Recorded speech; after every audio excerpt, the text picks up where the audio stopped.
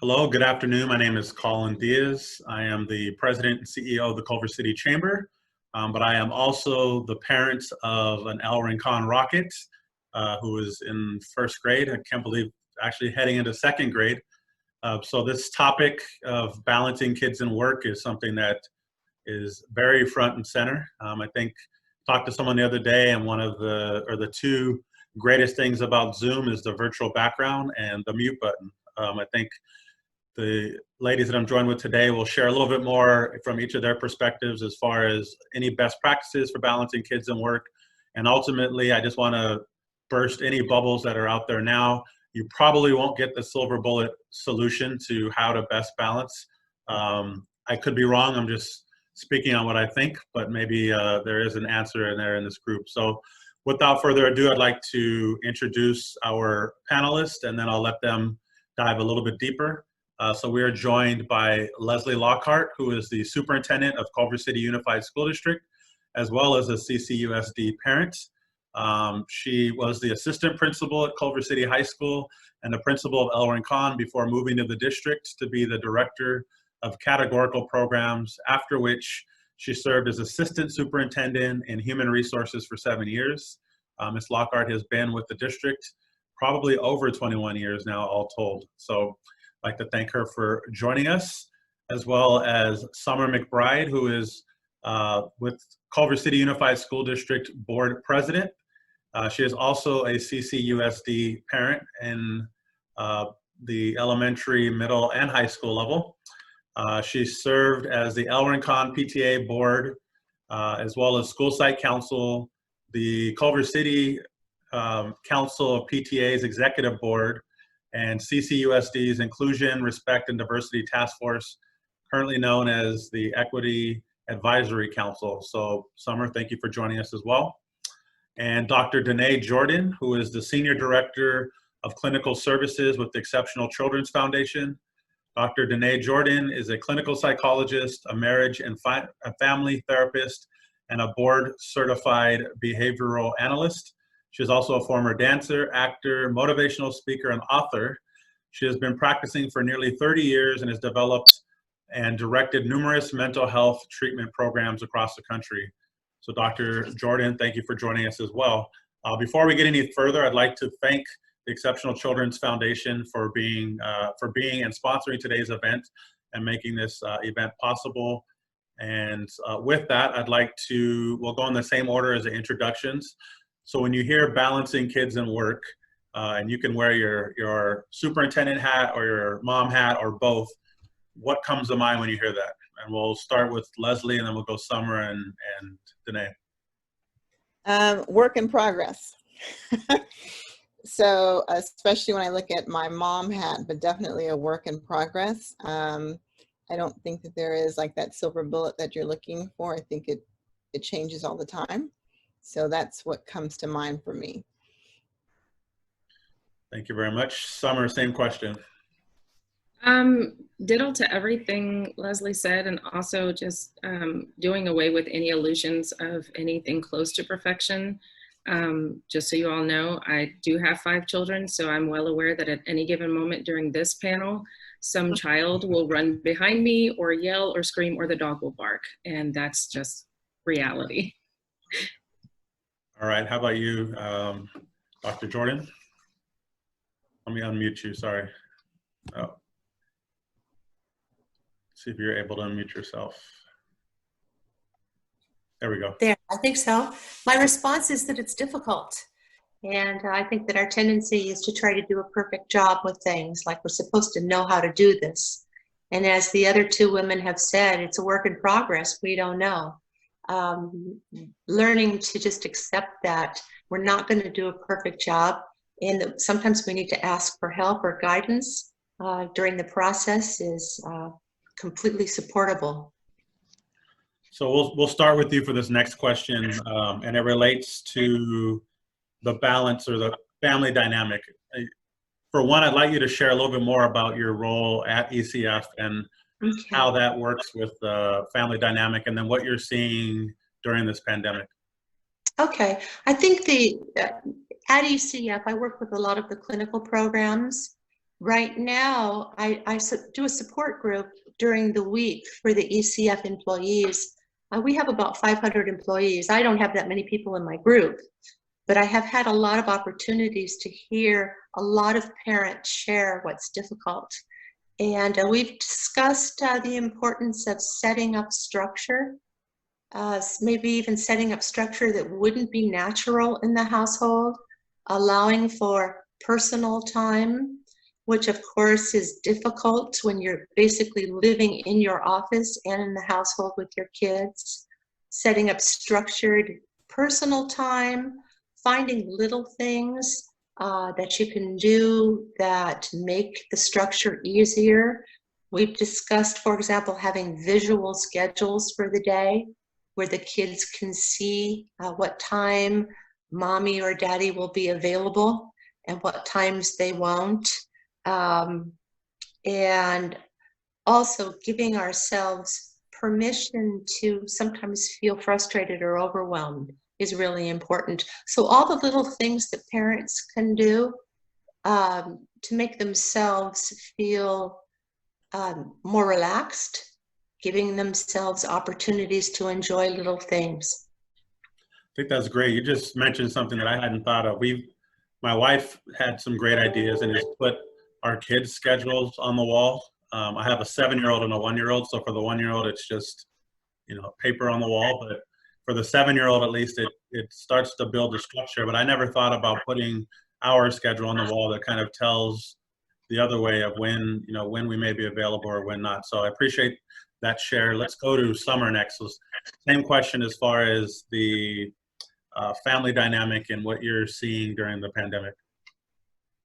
Well, I've been able to, because my kids range in age from 6 to 16. I have a 6-year-old, 11, almost 13, 14-year-old and a 16-year-old. So the emotions about being on quarantine sort of run the gamut.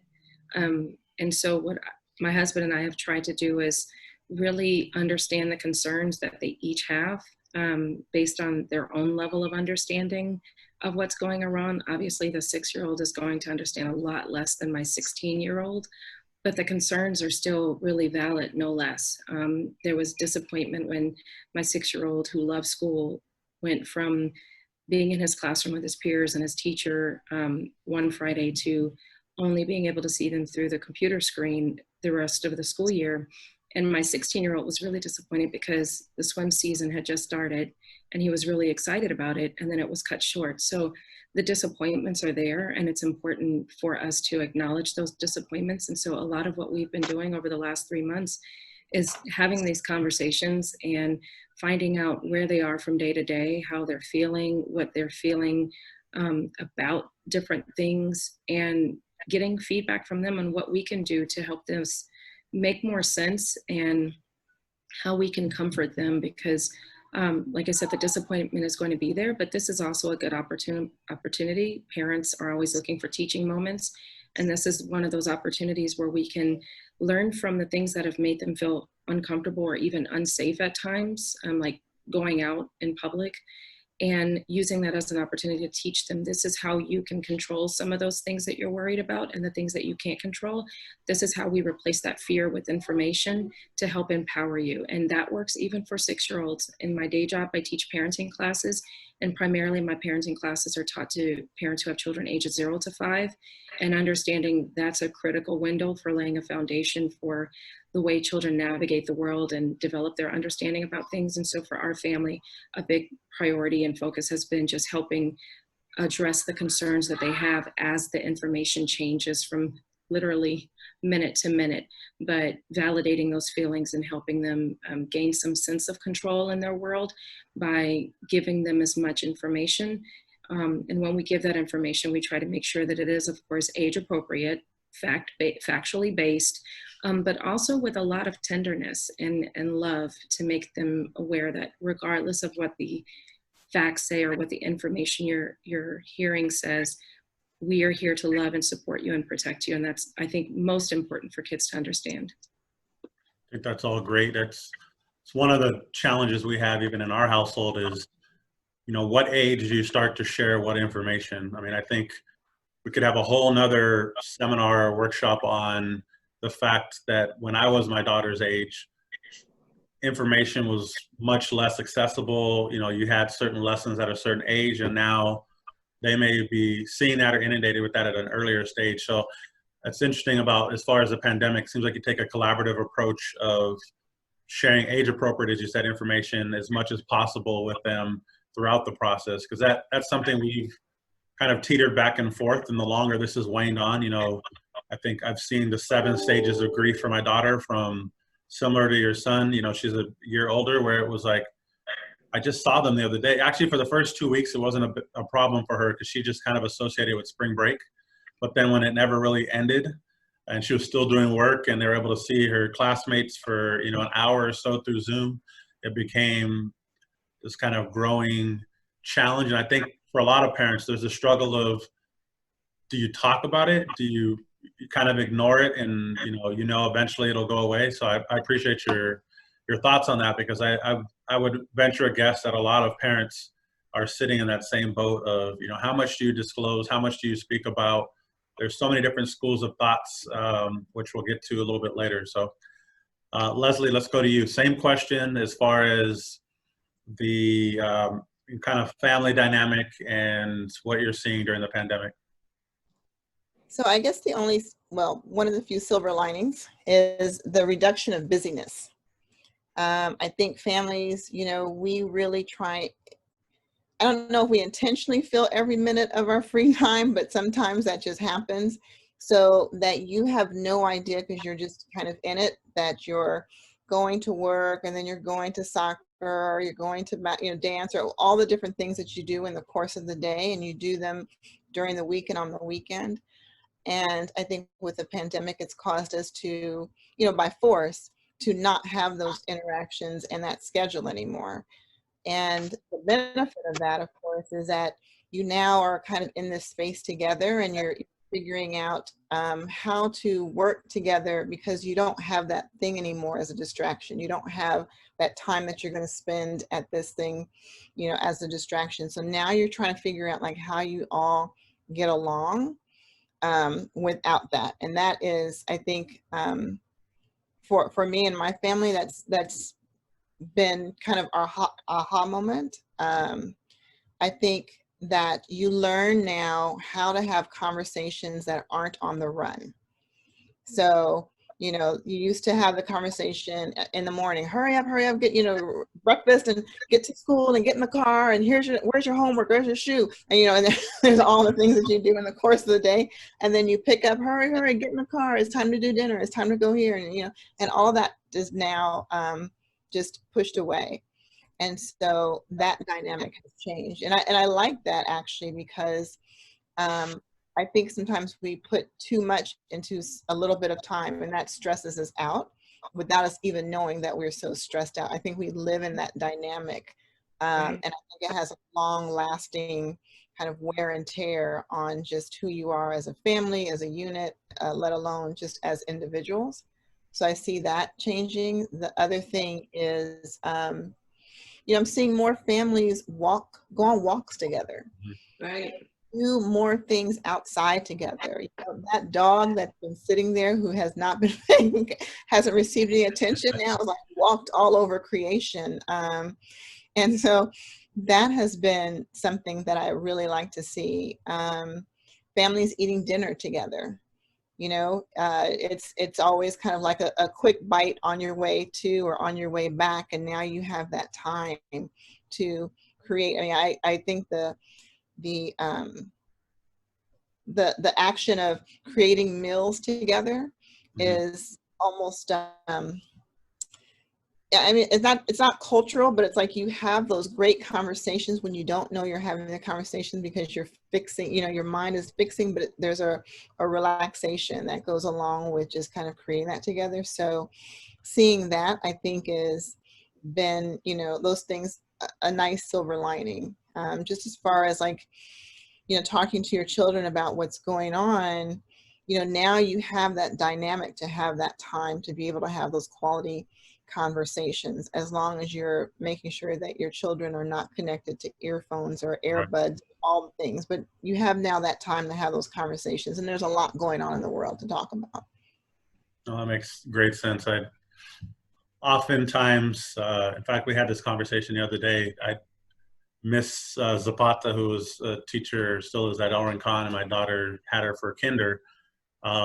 She used to say, you know, if your kids grow the fruits or vegetables that they eat, or they're involved in the, you know, making process, that they will always eat the food. And we kind of fell off of that for a while and forgot. And the other day, you know, came back in from going into the office, and, you know, there's the 7-year-old peeling carrots. And I'm sitting there and I'm watching her eat the entire meal, and I'm thinking, you know, what changed? And it was a similar dynamic. We had a deeper dive conversation. So I'm going to transition that into this next question, which we'll start with Summer on. We've talked about, you know, what you've seen during the pandemic on a individual family scale. What would you suggest from a stress relief? Because whether people want to admit it or not, I mean, yes, you could have whatever backgrounds you want to have up, like I do right now, and most people don't see the chaos that's going on behind, or don't hear the chaos. But as a parent, you know, that's kind of setting the tone for their family, what suggestions do you have for, you know, whether it's de-stress or creating environments of less stress? And when you are in those moments, which are going to be very vulnerable and oftentimes in front of your children, as Leslie mentioned, how do you address that? So let's start with you, Summer, and then we will go Leslie and then Danae. So the first thing I would start with is, even though this is a conversation about parenting, I think it's important. I always think it's important for parents to remember that you are individuals first. And once you become a parent, you don't lose your identity, and you don't lack, or you don't need any less than you needed before you were a parent. And so self-care is really important. And it's one way to help create a sense of security and safety in your home, because you know that as a parent, you've given yourself the opportunity to have the bandwidth to deal with, you know, all of the unknowns, all of the, you know, issues that come with being quarantined, and making sure that your family's needs are met. And so I stress to all of the parents that I work with that self-care is not selfish. It is actually something that you need to do as a parent to make sure that you are not depleting yourself while also trying to build up your children. And self-care doesn't mean that it has to be anything elaborate. Even stuck at home, there's some ways to build into your day things that you can do, just activating your natural relaxation response in your body by taking a quiet moment. If you can find a quiet moment to sit quietly alone and close your eyes and slowly breathe in and out, whether you meditate or you do yoga, or you just want to have, you know, 5 minutes in the shower alone. Some of those things are seemingly little, but they do actually play a big part in you restoring yourself. So when you have to go and, you know, become a parent, once the kids have gotten up and they're ready to go for the day, even though you're staying home, it's important that you've gotten yourself in the best position to have the amount of patience that it takes to be home with children all day, even if you're going out for walks and doing things like that. And even those walks can be a form of self-care, whether it's with your family or if you're able to go alone. It's just like being on an airplane. The first thing they tell you to do, if the oxygen is low and the mask comes down, the mask goes on your face first, and then you can help the people around you. And we kind of take that approach at home. Fortunately, we are a 2-parent household, so I can sort of tag team with my husband if I need a break, you know, or if he needs a break. But if you're a single parent household, or you don't have a partner you can, you know, tap out with, just building into your day, once the kids have finally gone to sleep, carving out time to be intentional about restoring yourself. I know it may be sort of an easy default to just, once the kids have gone to sleep, to either start cleaning or taking care of household chores or even watching TV. But if you're able to put those off every now and then and just, you know, do the things that you really enjoy doing, taking a bath or reading a book or just sitting quietly, those things are important, because if your stress is minimized, then you're going to help minimize the stress in your household.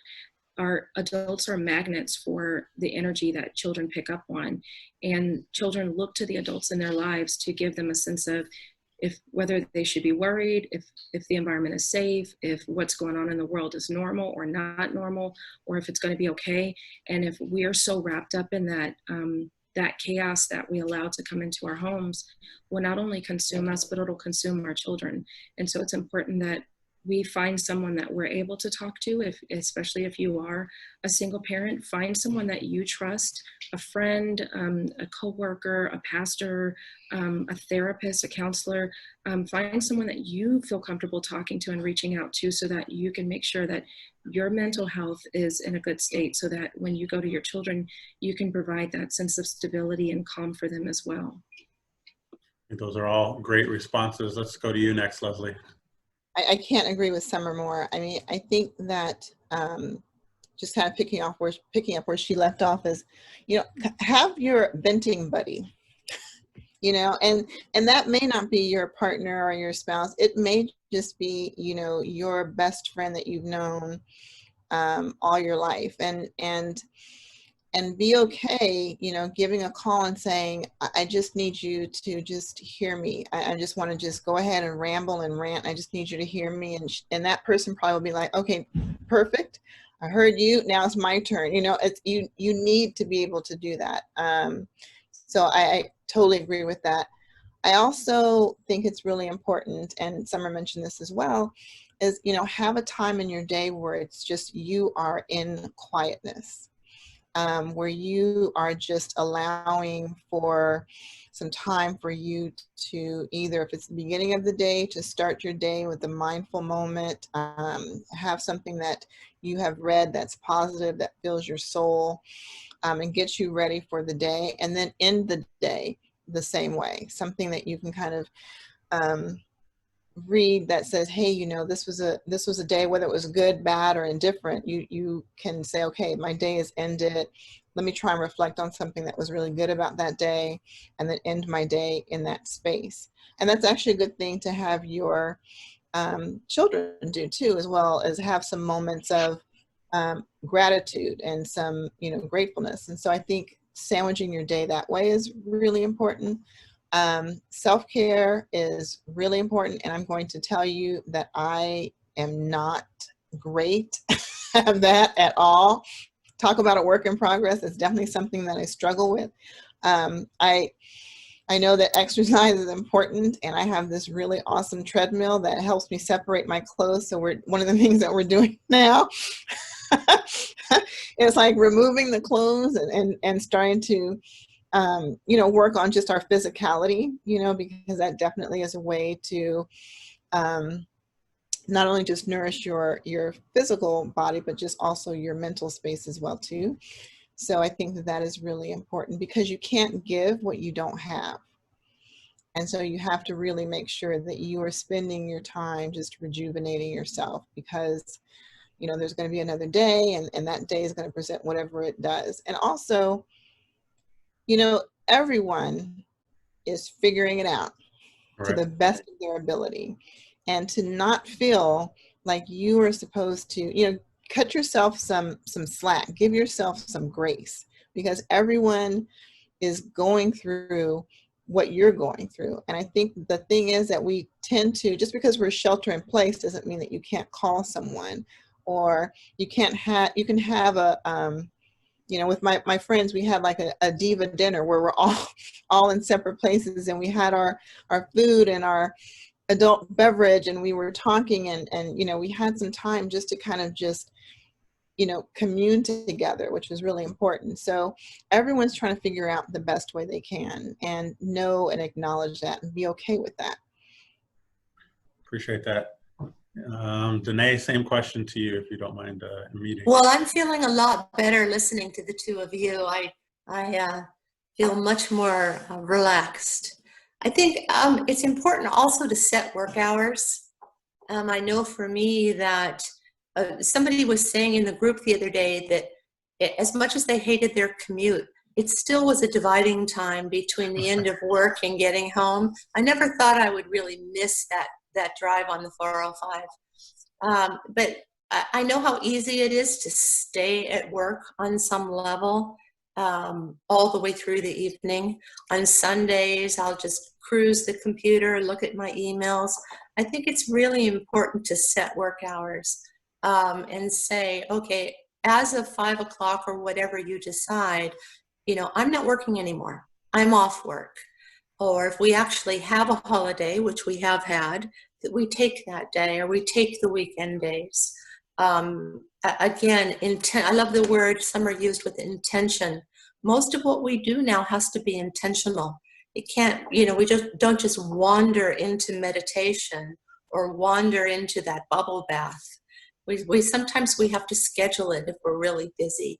I once heard that it only takes 5 minutes of something we really enjoy to bring us around. So it doesn't need to be a very long time. A woman today was sharing about using essential oils, which reminded me that as many senses as we can use, the better for rejuvenating ourselves. If it's a scent, music can be really powerful for rejuvenating. Obviously eating good, healthy food. And also humor comes to mind because it's so uniting and so uplifting. I mean, in a really sort of interesting way, all of this is pretty funny. We're all in our homes. We have this like forced Zen retreat we're all on. And there are many silver linings to it, actually. So self-care is hugely important. I would even add, you know, perspective is key. I mean, I've talked within even an hour, I've had a conversation with one friend who, you know, built a shed, read a book, and spent more time with his kids in the last month than he had in the last year. And then on the back end of that call, spoke to another friend, and all three of us went to college together, who said, you know, he feels like he got put on timeout and his parents forgot that he was in there. You know, that it was 3 months ago he got sent to his room, and I've personally, I felt kind of each of those waves where there's things that I've built where I'm like, this would have never happened if we had a normal work schedule. But on the other end, it also feels at times, you know, this is never going to end. So as it relates, because I think Summer brought this up earlier as far as the communication with kids, and this last week I've been more intentional to use life's teachable moments, not to quote the Clorox or whatever company that is that says that. But when you look at something, generally we're able to teach. Like for a school year, I can tell my daughter, here's what you're going to need to do. Here's, you know, it might get challenging here, but just look, in June, you end for the year and then you move into the next year.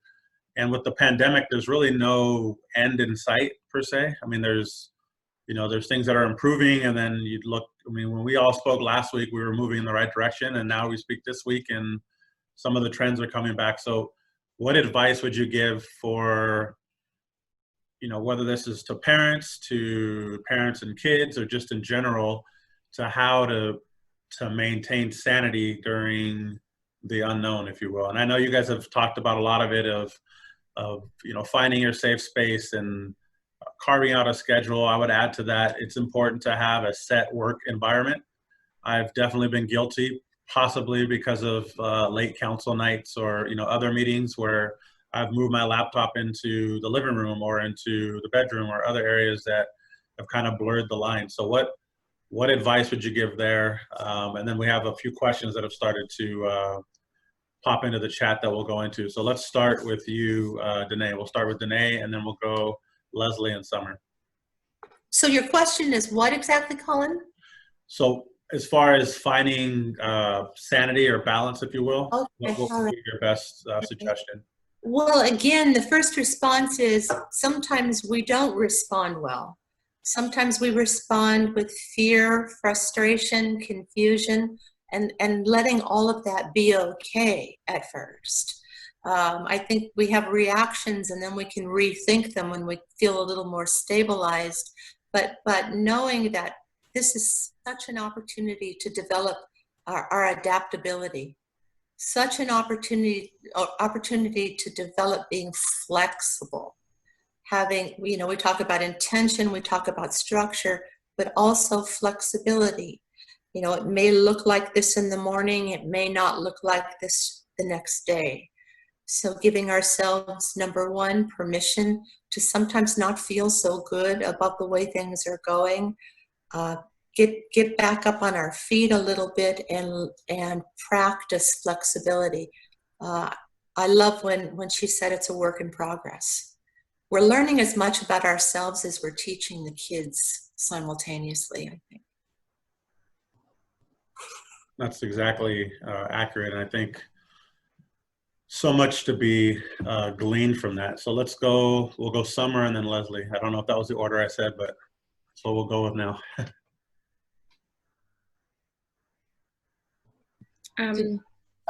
Go ahead, Leslie. Go ahead, Leslie. Is that okay? Fine by me. I forgot what order I said. Sorry, I got caught in the answer. I'm going to say patience. And you know, we don't like change, and change is, you know, scary. And this time has been scary because everything is so different.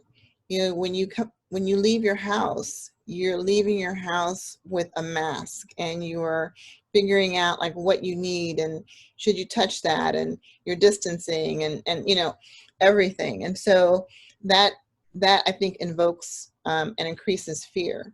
So acknowledge that that's okay, that's where we are, you know, and it is a change, and it's where we were in December is not where we are right now, and there's going to be another change again. I think that's something important to model for your children, that things happen, we take it in, we kind of survey ourselves, we are standing still, and we are resilient.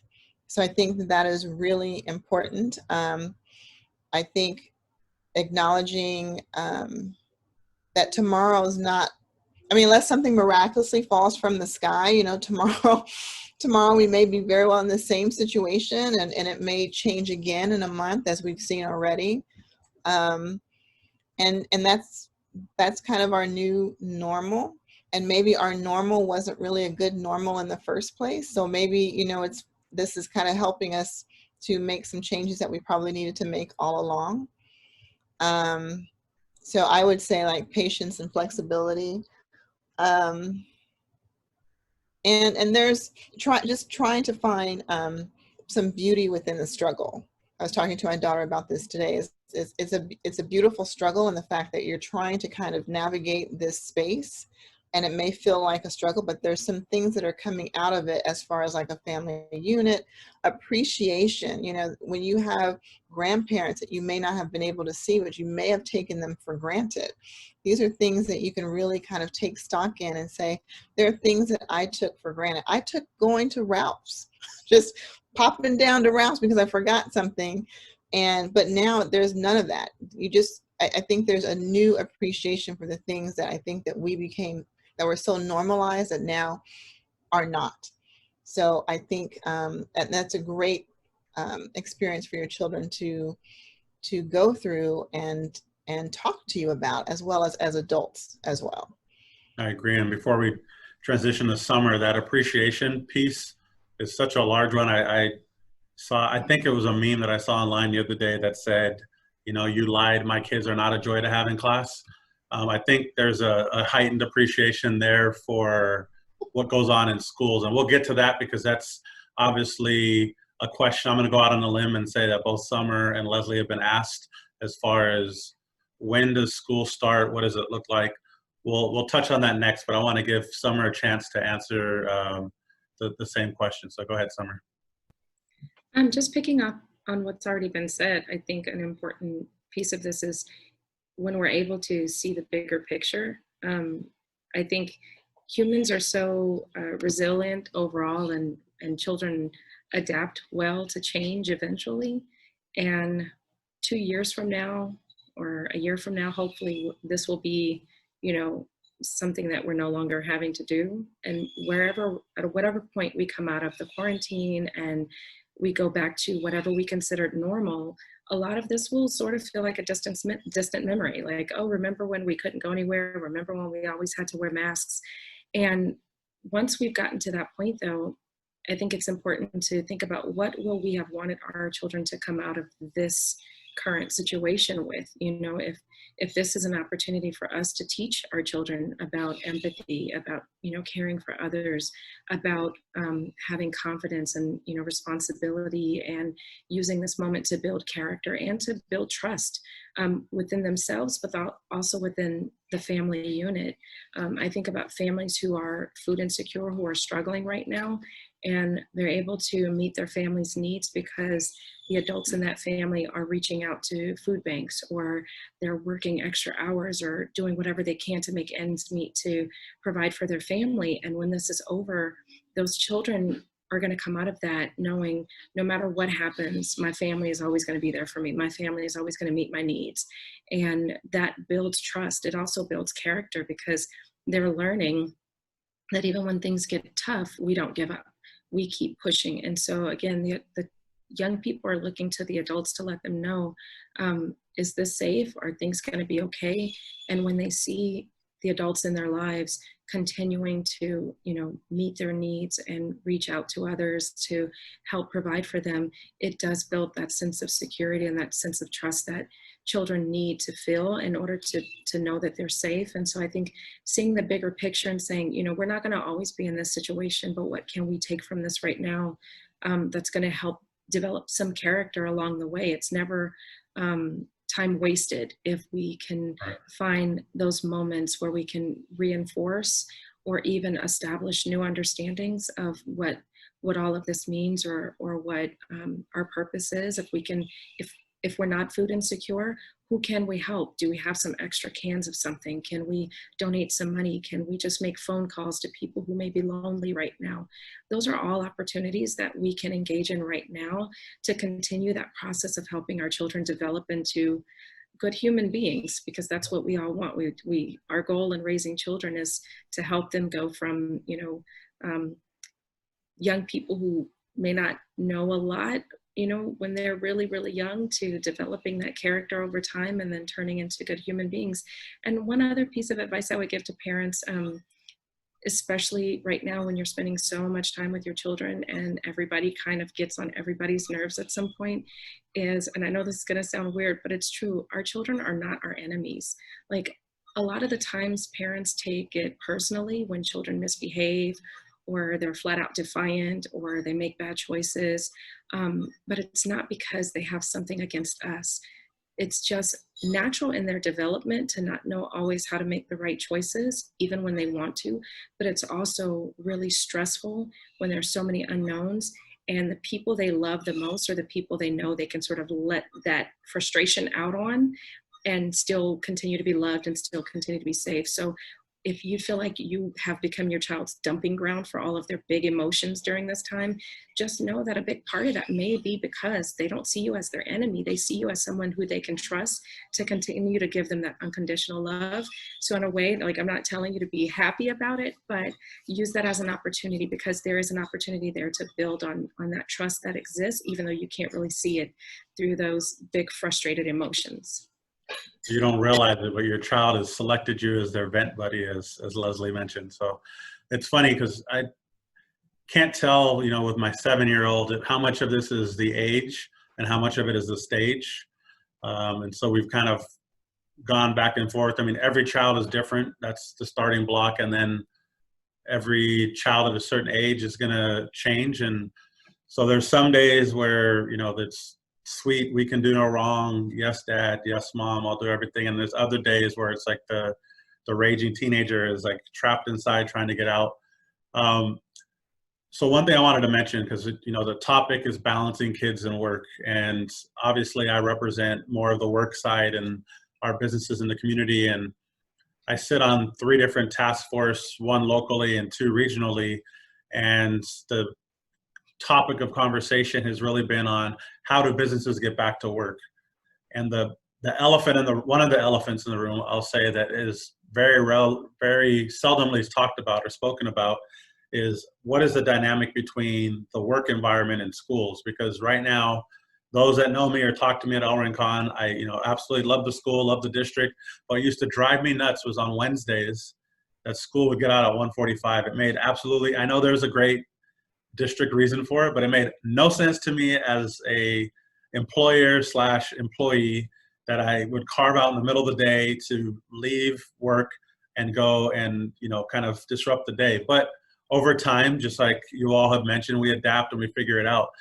So the question that I've been getting a lot of, or the question that I've been posing to a lot of people is, if you're, you know, you open your company back up and let's say everything is done safely, it's done at the right time, the conversation that a lot of employers are going to have to start having with their employees is based on their kids and their school.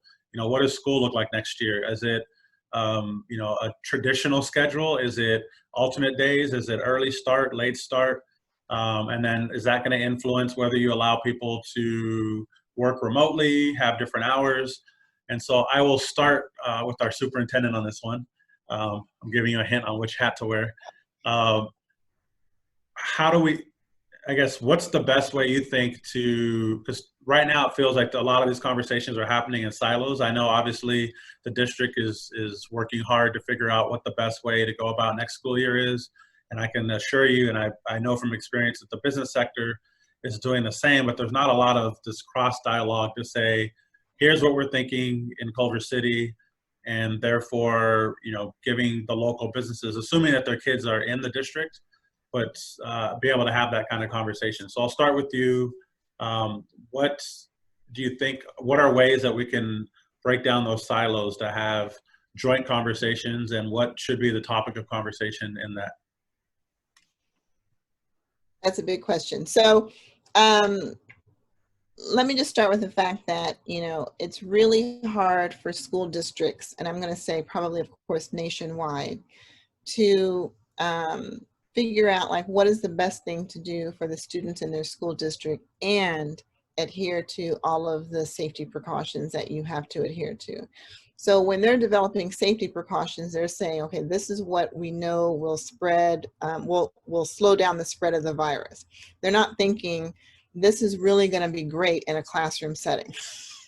Because, you know, when you're talking about 6 feet physical distancing, I don't know of a lot of classrooms that have the amount of students in it and are able to have 6 feet distancing, which causes us to be, you know, try to be really creative, because you still have to make sure that everyone is safe, and you still want to make sure there's a continuity of instruction and quality instruction.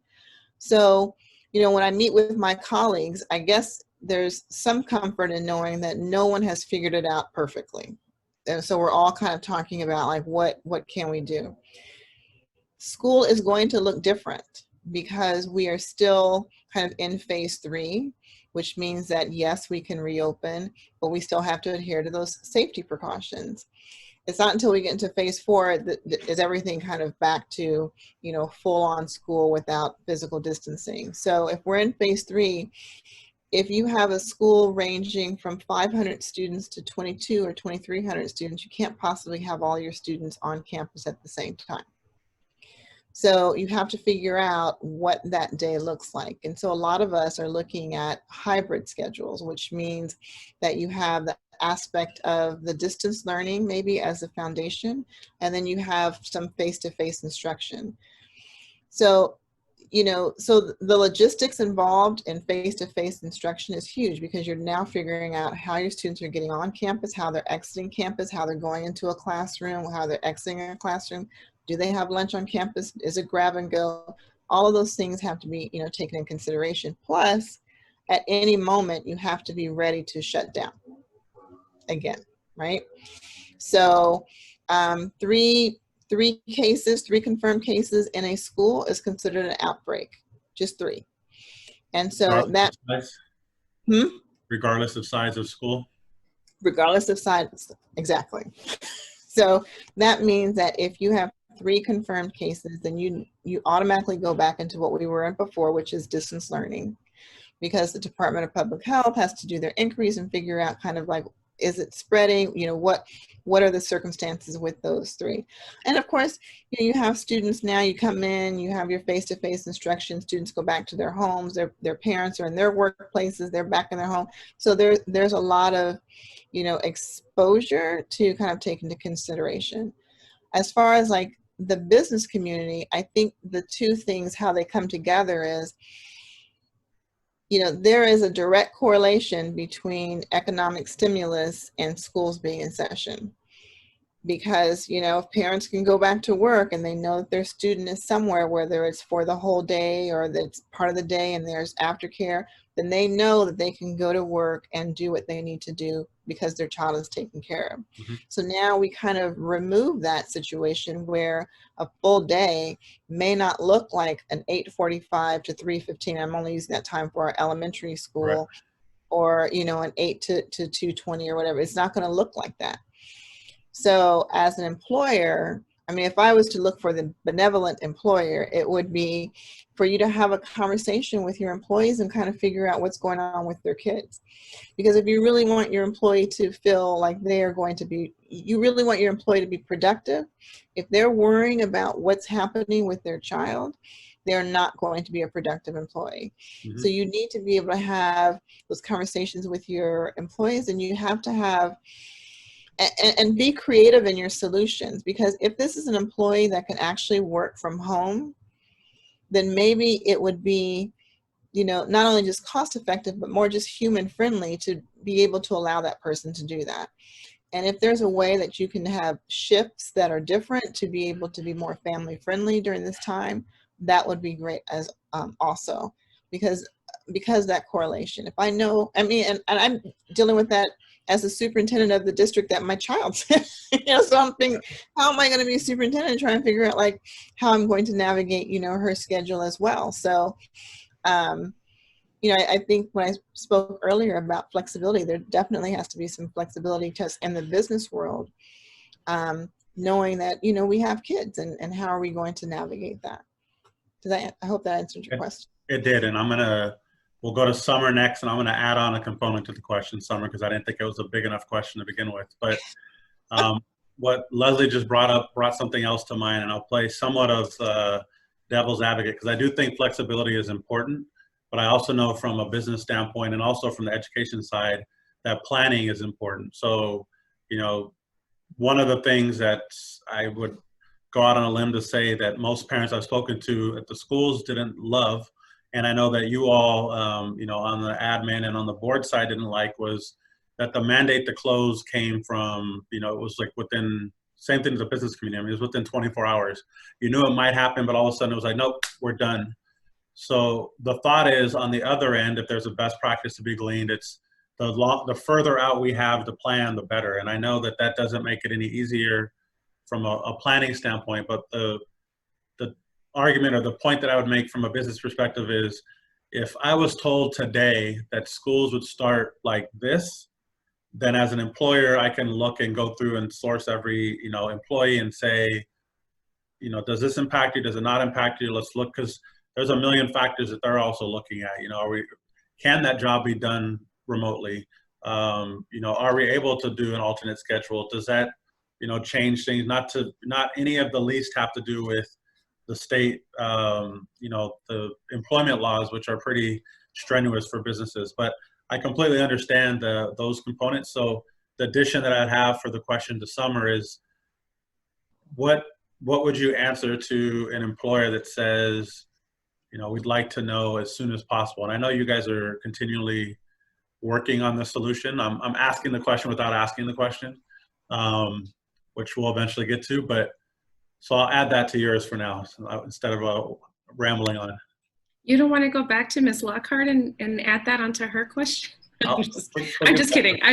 Because I'm confident that we would probably share the same sentiments over this. Like, I agree. Employers are so important because they employ the people who take care of the families, not only in our district, but just all over. Like, employers allow people to have an income and the resources they need. So employers need to know as early as possible what they can expect, because they have really tough decisions to make on the size of their staff. Can they bring everyone back?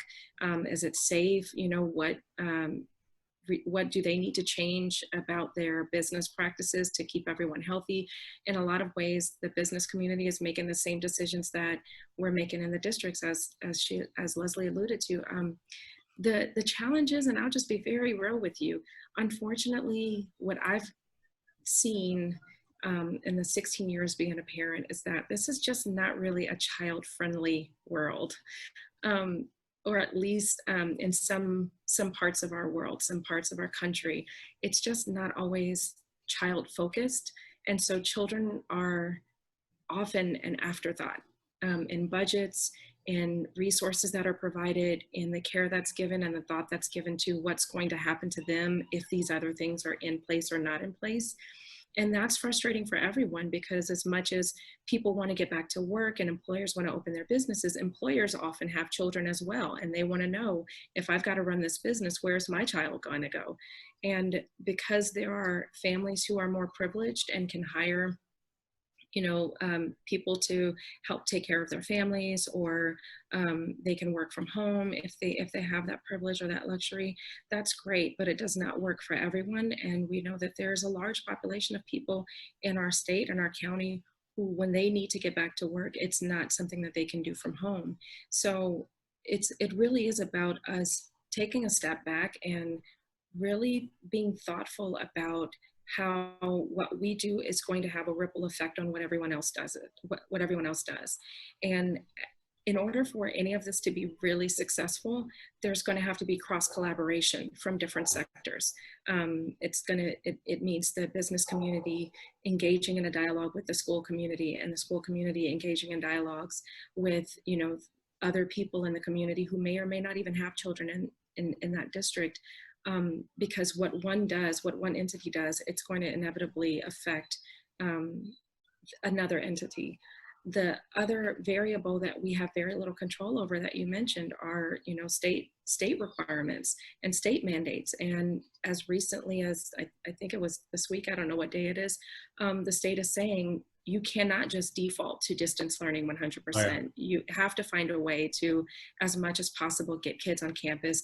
Pediatricians have made a public statement saying, it is in the best interest of children to be on campus, to learn in an environment where they're physically present with other people. And I couldn't agree more. But as a district, we're then left with the liability if someone gets sick, not only the fiscal liability or, the legality of it, but also the personal liability of knowing, did we make a decision that caused some child to get sick? That would be really hard for any of us to have to accept. But we're sort of put in that position where we have to make a decision and stand by it with little to no reliable information. And we have to make some of these decisions at the very last minute, because the information or the mandates change from day to day. I think this is the most uncertain time we've experienced in our lifetime when it comes to the care for our children and how we're able to provide that care and still meet the needs of the families, because our children are the extension of their families. And school is much more than just a place where they go to learn. It is a place where they find that stability and the sense of, that social environment that they desperately need. So I don't know if there even really is a specific answer to your question, but I would say we absolutely have to engage in that cross-sector, cross-collaboration, the dialogue, and work together to figure out what's in everyone's best interest. And it goes to one word that Leslie mentioned, which was being creative. We have to look at what are our values, what are our non-negotiables, those things that are core to what we all do. How can we still, live by those values and stick to those primary core values, but eliminate anything that's not necessary at this time, so that everybody, for the most part, can have what they need. But I don't know the magic formula for that. It makes me feel a little bit better, because I've been trying to rack my brain on the other side, because it's like I have 7 toes on one side and 3 on the other, and you think you have a solution, and then there's another variable that's thrown in of, oh well, just kidding, we don't know for sure that the things that are going to continue to trend in this direction. It may change, we may make different pivots along the way. So Dr. Jordan, same question as far as the cross-section of balancing the business sector as well as education. And maybe there's some best practices that ECF has to share. Well, I know that at ECF, and maybe really I can only speak for ECF, they're especially attuned to and especially interested in supporting staff as we go through returning to work. I think they're well aware of happy staff do happy work. In other words, it's very important to support the staff. And as much as possible, I believe that ECF really works on a case-by-case basis. I think we've done surveys. Surveys are always valuable, at least at a workplace. You know, who needs what? And this is what we can offer. Who needs what? I think it's very important, of course, to have that dialogue. There are no absolutes in this scenario, but I have been very impressed that ECF has been asking us about what we need in order to return, because we're all different. I'm a grandmother. I'm in a different position, but I do live very far away, and I'm over 65, so that's another consideration as well. So I think personalization as much as possible. I think some of us, may even need to switch up what we do in this scenario. I certainly can't speak to the school districts because I'm not on the inside of that process, but definitely believe that a dialogue is necessary. I appreciate that. I think those are all great insight. I can tell you from the business perspective and speaking to a lot of employers, they are definitely open to having the conversation, and whatever we can do on our end to work in partnership with the district, we'd be more than happy to, even if that's getting the information out on the decision, a little bit earlier than they would have gotten otherwise. There are some questions that have been posed in here, but I'm going to ask the question you guys have all been waiting for me to ask. So next school year, 2020, 2021, starts when and looks like what, if you're able to answer that. And since Summer asked nicely, I'll start with you, Leslie.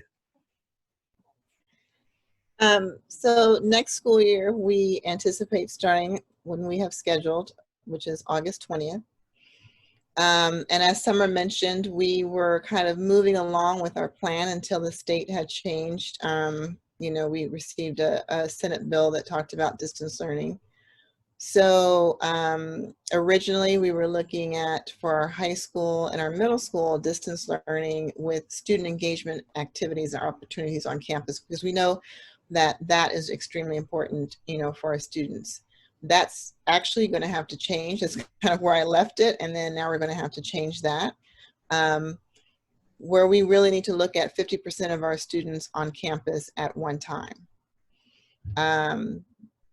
So for elementary, it's the same thing, where our students are going to be on campus. They're going to probably be in cohorts, where you have a cohort that goes to school on Monday and Tuesday and a cohort that goes on Thursday and Friday. And then they kind of flip-flop as far as like who's going to be online at that time. So like cohort A will be in class, and then cohort B would be distance learning and for those 2 days. And then on Thursday and Friday, it would switch with maybe a brief check-in on Wednesday.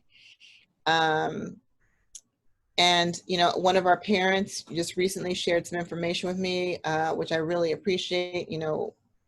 Is it better to have half the day, with one group and the other half of the day with another group, because the surfaces and the cleaning of the surfaces doesn't have to be so thorough, in the course. So I think that that's really great information, food for thought. As I presented to the board, and the community at the last board meeting, nothing is set in stone. So we're still working on what those models are going to look like when I return from vacation, because I'm actually on vacation right now. When I return from vacation, then that's going to be kind of the conversation that we pick back up and continue, because you're right. I mean, we do have more time than we did in March, where it was basically like, this Friday school district shuts and then we're at distance learning the following Monday or Tuesday. So we do have more time to plan. But like I said before, hybrid models I would ask parents to not focus on what the day, the time of the day is. They've also finally given us a waiver on instructional minutes, so those have changed as well, where 4th through 12th can, they can be in school for a total of 4 hours a day, and then the younger ones 3 hours a day. So I think that we have to look at that as well. So they finally gave us that waiver. So I think my advice to parents would be, figure out what your kind of child care, after school care situation is. If you are, fine, and there's maybe a person who's at home, can, pick up a child if they're half day, great. If you need to kind of put that in place, great. If you need to have after school care, we're working on expanding our programs. So it's like, try and figure out exactly what your home system is, and what flexibility you have there. It's really going to take a lot of us as parents to rely and ask for help from friends and family and carpools, and who's going to have the kids this day and who's going to have the kids this day, because we're not going to have a typical day where we go in an elementary school where all the students are on campus from 8:45 until 3:15. Okay. Well, let me, before I go to Summer, because there was a question in the chat box that ties to this a little bit. Person said, obviously it's easier to make plans or to plan out childcare when you have more information. And I guess they said the city of Los Angeles has some resources that they have put forth as far as childcare. And it sounded like you mentioned that Culver City is working on the same. When do you expect for solidified childcare plans to be available for parents? So I think that once we have the solidified model that we're going to work on, then our Office of Child Development would be able to figure out what they're able to offer, because remember, they're bound by the same safety precautions that everyone else is. So they can't have 30 students, in an aftercare program. It would look like, do they have enough staffing to have 2, classes of 15? So we have to really look at that as well. The other thing is, we're also paying attention to what our staff is able to do, because not all staff is able to return. Right. So we have to kind of take that into consideration as well, which is speaking to Danae's point, which is, we have to figure out who's able to come to work. It was just to kind of show how things kind of trickle down. There was a time when LA Unified, I don't know how they're doing this, but they basically said for all 700,000 of their students, they're going to be on distance learning. Yeah. That impacts Culver City, of course, because if you are a parent, if you are a teacher and you have children in LA Unified, and now your children are at home, where will you be? So, so we have to kind of be able to match situations. Okay. All right. We'll move on to Summer on that same question. There's not much that I can really add to that. The one thing I would say is the word reimagining is, I'm sorry, there's someone in the background making noise, I told you guys. But the word reimagining is becoming used a lot right now, like reimagining law enforcement because of the revolution that's going on. Reimagining education is one way that we can look at it, because when things break down, it's an opportunity for those systems to be rebuilt in a way that's a lot more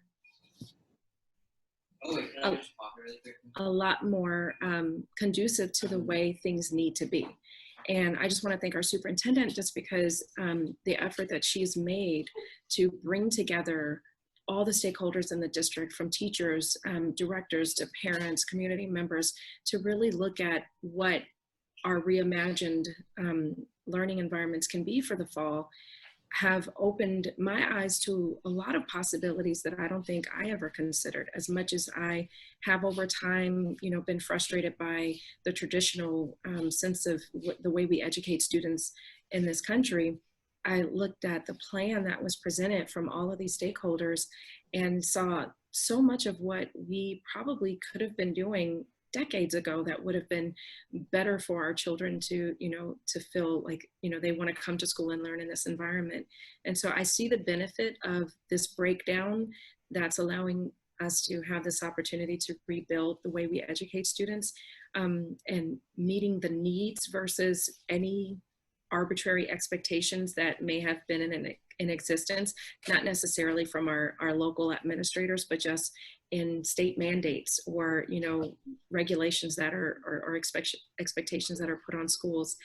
We saw that in how the UC system navigated, pretty quickly to, move away from looking at standardized test scores to allowing for other creative methods of admissions. And that was something that people have been pushing for a long time, because we know that the way that we give these standardized testing is not always fair to all students. So this is an opportunity for us to meet some needs that have been neglected for a long time. There are some needs that are absolutely paramount right now: our children's physical safety, their social emotional health, and making sure that the adults have those needs met as well. I think outside of those two, for me personally, everything else is secondary, because I believe that our children will do the learning that they need to do. We have incredible teachers and support staff who I know can adjust to the changes that are made to what our students are actually learning academically, but their health, their physical health and social emotional health is most important right now. And if we can just get back to the basics right now, and we figure out what are the basics and we get back to that, I think we'll be successful navigating this the rest of the way. Sounds good.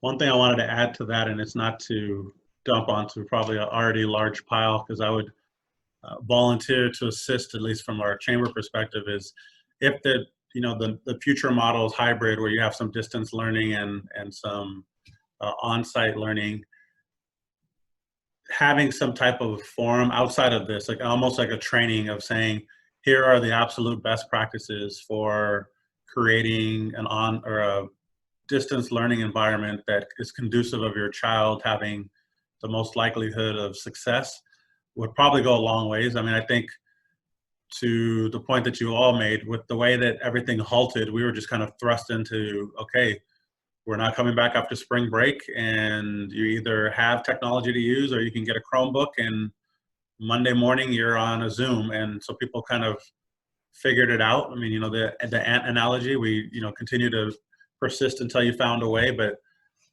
I wouldn't assume that everybody's methods were not only the best for them, but were the best for their child. So that would be something that I would make as a suggestion, but also offer an opportunity to have a shared platform to get that message out to people. So with regard to that, and we'll get to you in 1 second, Dr. Jordan, but there was a question directly for Superintendent Lockhart. Has there been consideration? So you've talked about the Monday, Tuesday, Thursday, Friday model. Has there been consideration of rotating weeks instead of rotating days? So essentially having a cohort of students that are on, weeks 1 and 3, and the others that are on 2 and 4? Or is that too difficult of a endeavor? Or is that too far away from them being connected? So actually, I do know of a district, a good colleague actually is implementing that practice in their district. The only concern I see is more with our elementary students. I think being able to have that connection with their teacher, I think is really important. So I don't know how that would, how that's going to play out in elementary. I think about our TK kindergarten students, Yep. And I think about the relationship they have with their teacher. And a lot of that relationship, was luckily when we went into distance learning last year, they had those months where they had already built a relationship with their teacher. And so moving into distance learning, especially when they were still able to see their teacher and see their peers as well, was really helpful.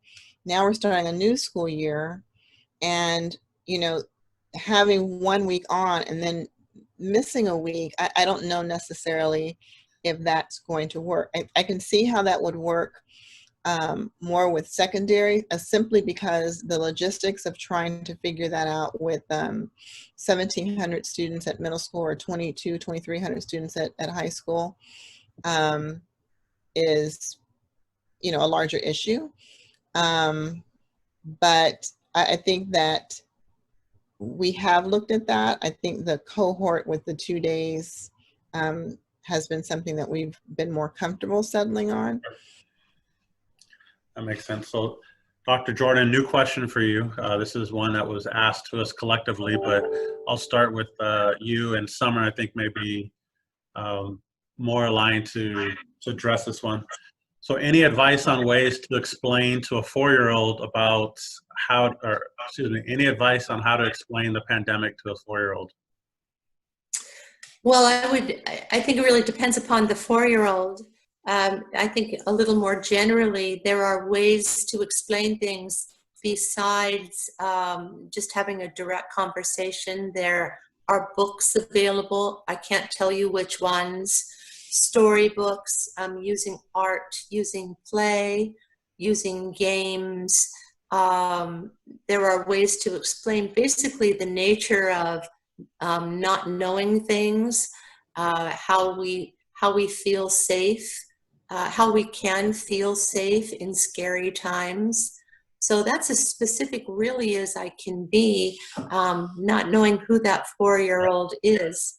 There's old 4-year-olds and there's little babies still.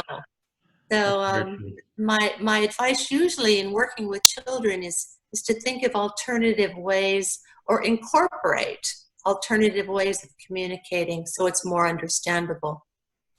Makes sense. Thank you.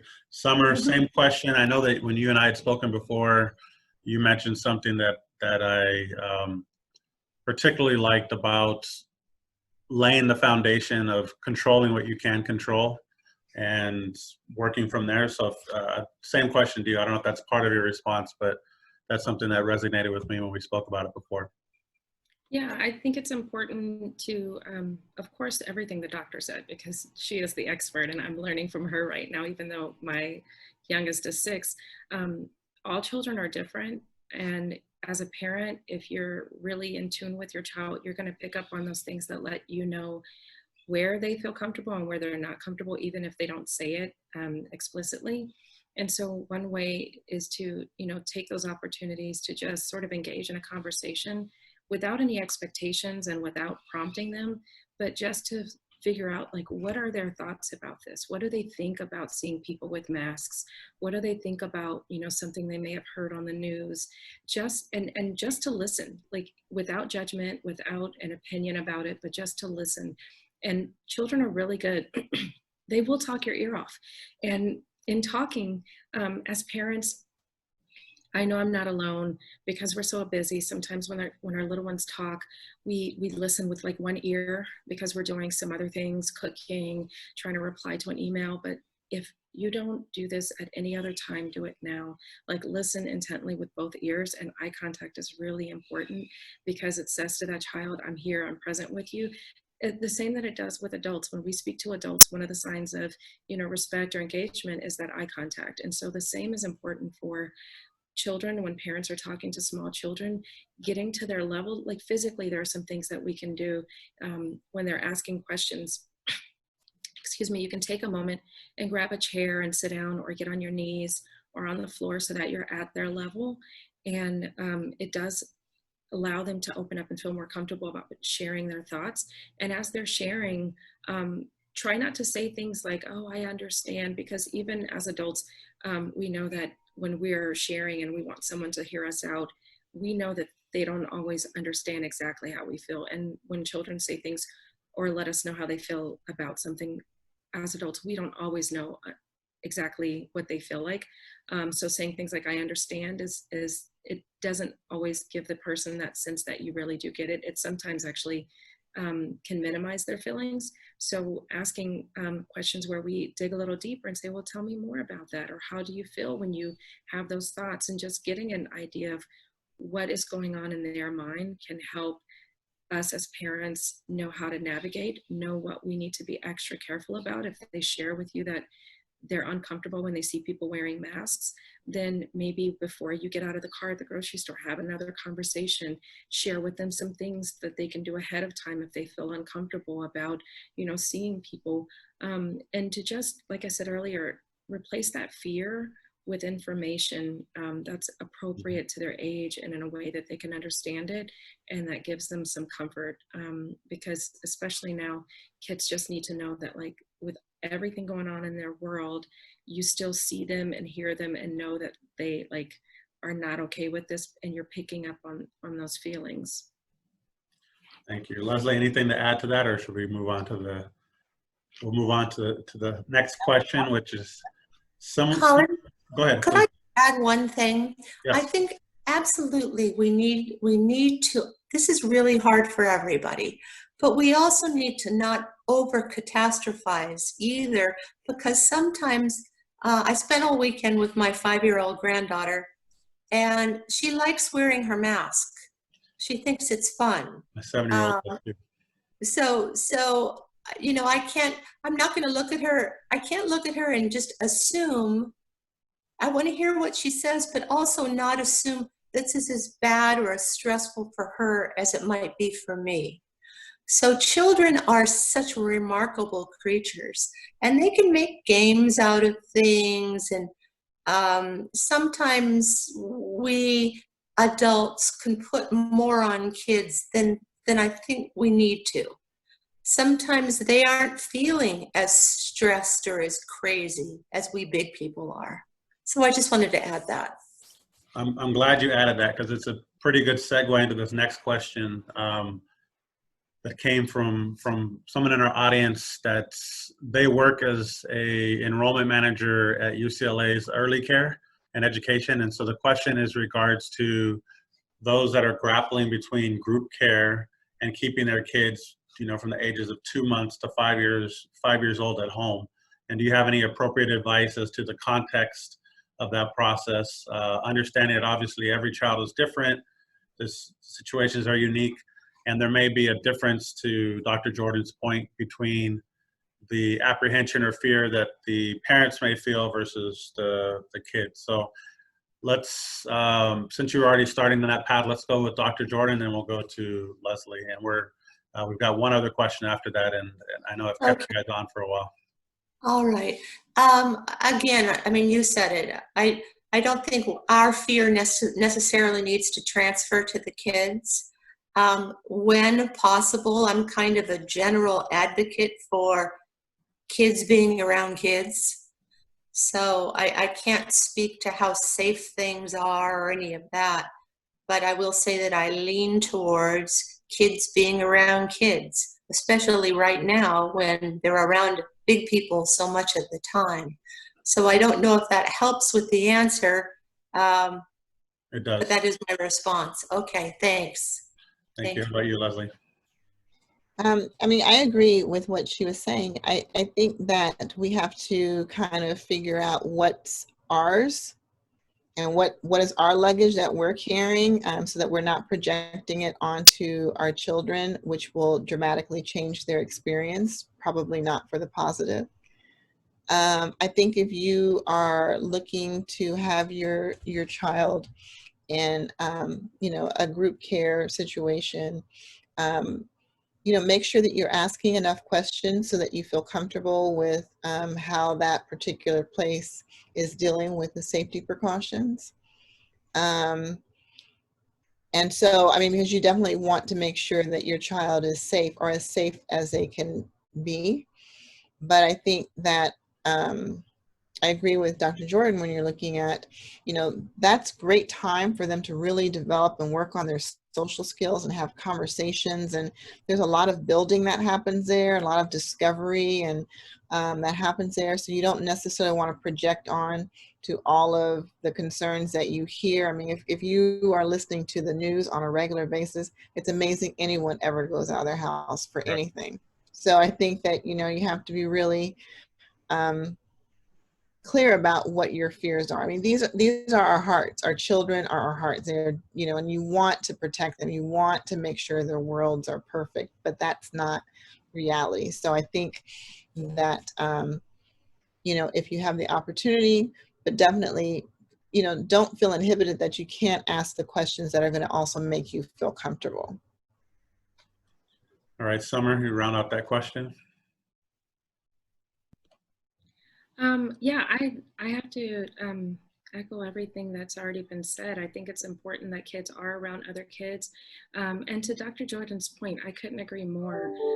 Not every child is going to respond to this with any, you know, real level of fear. Some may make that adjustment pretty well. My 6-year-old could not be happier. He's got 4 older brothers who are stuck at home with him. Yeah. And he bosses them around and he makes them play games when they don't want to play games. He's made them camp out in our bedroom floor for the last couple of nights to watch movies. And he's just so excited about having his big brothers home.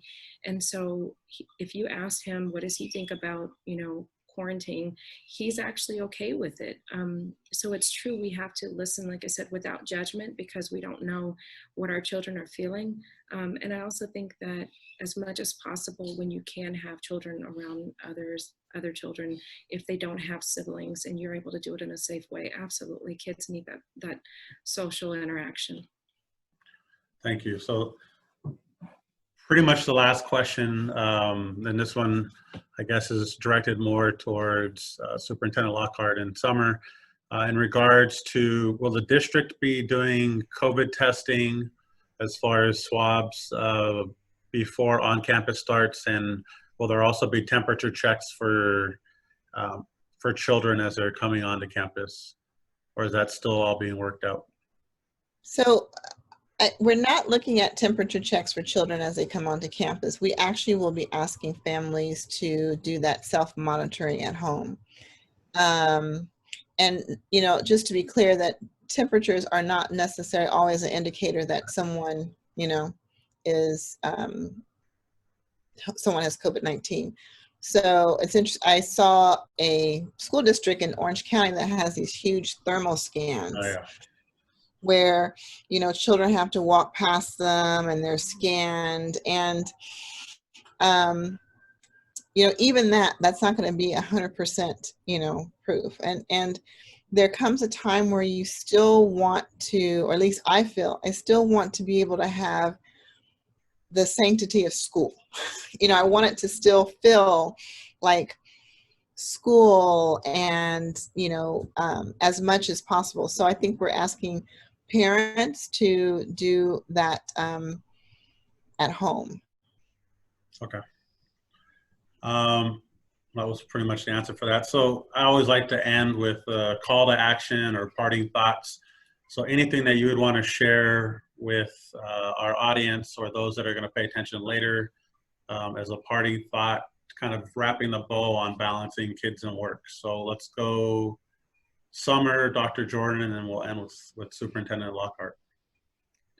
Well, first I have to say, in response to the last answer that Ms. Lockhart gave, speaking as a parent who has kids in this district, who all of my kids have been in this district since they started school, I'm so grateful to have her as our superintendent because of part of the answer that she just gave, where she wants to protect the sanctity of school. Like, that's what you want when you send your kids away to a building with other adults who are there to care for them. And I'm so grateful for the way she has approached this from the very beginning. So thank you, Ms. Lockhart. And just in a nutshell, for me personally, with balancing family, and my husband is a police officer, and he's been doing partial patrol, and he's been working from home. So on any given day over the past 3 months, there have been like 7 of us in the house, plus a dog, 2 parents working, and a lot of chaos. But I think somebody mentioned it earlier, the beauty that's come out of that is like almost every single night we've had dinner together. A lot of days we've had breakfast together.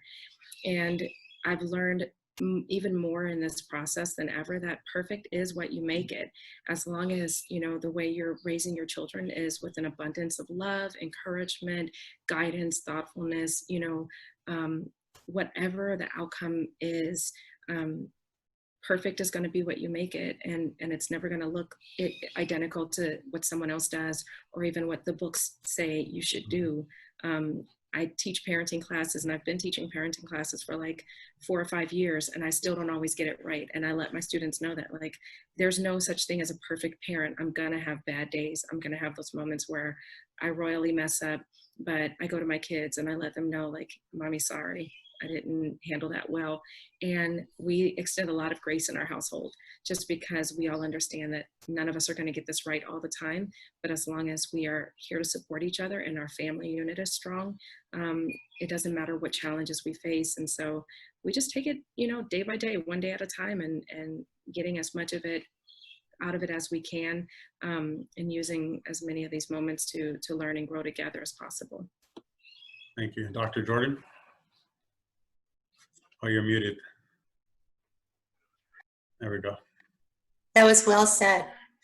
I thank you all. It's been a pleasure meeting you, first of all. And I think what's most important for me is for the folks that I work with, for parents, to remember that they're only human. And Summer kind of said that they're not going to do a perfect job. And also to offer a tremendous amount of congratulations for the resiliency and strength that all of us have shown really getting through this. It's really quite remarkable.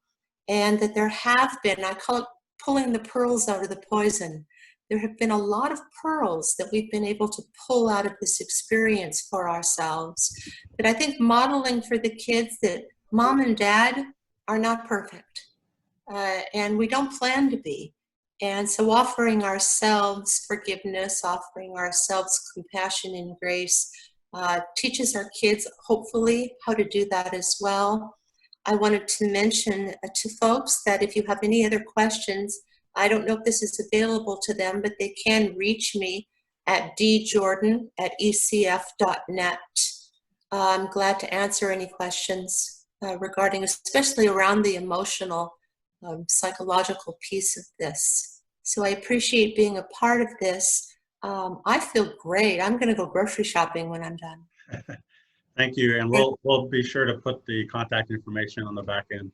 And to round it out, our superintendent. Well, first, thank you, Colin. This was really great, and for you to put this together. So I hope that everyone has enjoyed it as much as I have. And it was wonderful meeting you, Dr. Jordan, and always great to see Summer, always. So thank you for that. I think there's not really much I can add that Summer and Dr. Jordan haven't mentioned already. I think giving yourself permission to be human. If anything that has come out of that, this pandemic is that you, I think we put expectations on ourselves that once our children come into our lives that we have to be the perfect textbook parent, and that's ridiculous. I mean, that's not realistic, and that is not really actually a great model for your children to see, because you want them to be able to see that someone can make a mistake, that you can make a mistake, and that you've learned from that mistake. That's some of the best learning. So I think that hopefully that this experience will help people to check in that perfection card and take out the human card, because that's the one that you really want to operate with, and just continue to be patient and flexible, and find moments where you can create something beautiful out of something that you thought that is not so beautiful. I think that's also really important for our children to see. There's a lot of negative all the time. Whether it's in pandemic time or not, there's a lot of negative, and I think that we have to find ways to reframe things so that we're coming away with either a learning opportunity or that we've been able to, find something positive. And so I think, we as adults should understand that we're continuing to grow, and balancing kids and work. I mean, that's that is a hard task. And so I think that if you're doing a great job on Monday, if you totally suck at it Tuesday, that's okay, because maybe Wednesday will be even better. So I think just giving yourself some patience and grace and some flexibility, as mentioned before, is really, really important. And I think that teaches your children that when they grow up and decide to be parents, that they can kind of remember this time, like, you know, my mom, my dad didn't have it right, you know, perfect all the time, and that's okay. Well, I definitely appreciate the time with you all. I've always kind of lived by a motto of focus on win, which win standing for what's important now. And I think a lot of what you guys have shared during this pandemic or shared about the pandemic and how to handle are great pieces to plan into, you know, finding the beauty in these individual moments, not forgetting to take the opportunity to build that level of rapport and engage in with your kids' growth, and, you know, being allowing yourself to not be perfect, and not only allowing it but championing that and sharing that with your kids. So Dr. Jordan, I thank you very much. ECF is very lucky to have you. Superintendent Lockhart, I will echo Summer's sentiments. As a parent in CCUSD, I am glad that you are the superintendent, and Board Chair McBride, same thing for you. I'm glad that you are leading our CCUSD school board. Thank you all for joining us, and Exceptional Children's Foundation, thank you for sponsoring. You all have a great day. This will be available online probably in a couple of days, and we'll make sure you all have copies if you'd like to share it with folks as well. So with that, I thank you for joining us, and you guys have a great day. Thank you so much. Thank you.